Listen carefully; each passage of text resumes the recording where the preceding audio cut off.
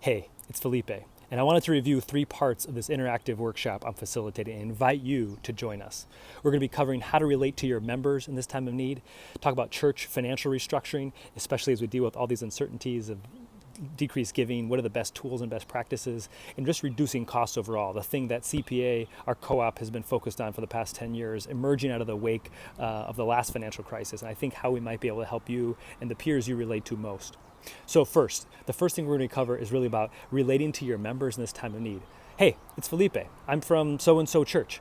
I wanted to let you know how we've adjusted our ministries in this time of increased need and uncertainty. And in particular, some of what we're doing online that might be useful to you. How are you and your family doing? Relate.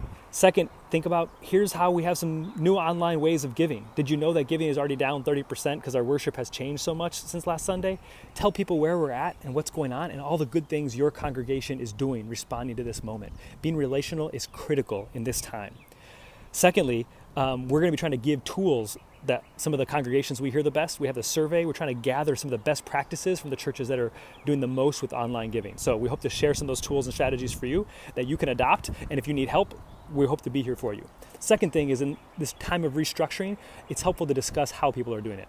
My recommendation, of course, you're thinking about 30% decreases in giving already. Of course, you're thinking about staffing and furloughs and hard decisions around that. How do you make those tough decisions?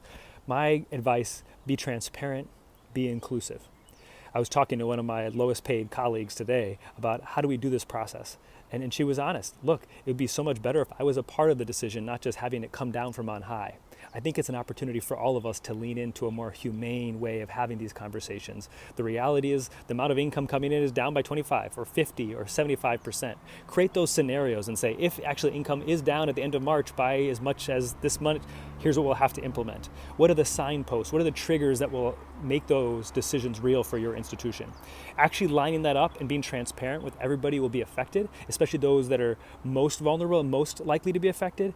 Including them in the process early can help decrease the emotional labor that will be involved in that church financial restructuring process. Think about the cash on hand. Think about lines of credit from your denomination, from your bank. We're trying to lean into talking to foundations and loan funds that might provide additional assistance, but we're just trying to gather information and share information.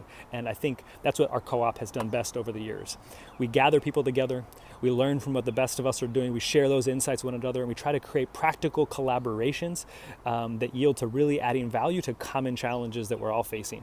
And hopefully we can make that process more efficient, more helpful, and the space we create this week in this workshop will be very interactive to guide and draw out the best of what you're learning. You'll learn from peers. There'll be breakout sessions. We'll have about 5 to 10 minutes of content, then 5 to 10 minutes of small groups, and we'll do that 3 different times to cover these 3 topics. So if you're interested, we hope you'll join us. Hope you'll fill out our survey. The more you give to us, the more we can help synthesize and offer that to you. If you're at all uncomfortable sharing, that's okay. We're getting to know lots of new congregations this time. We've been working for 10 years, mostly on facility costs. So we'll share the best insights about how to lower all your facility contracts, utilities, and other big contracts. But most importantly, we hope to learn from you and share what we're learning together. Thanks so much.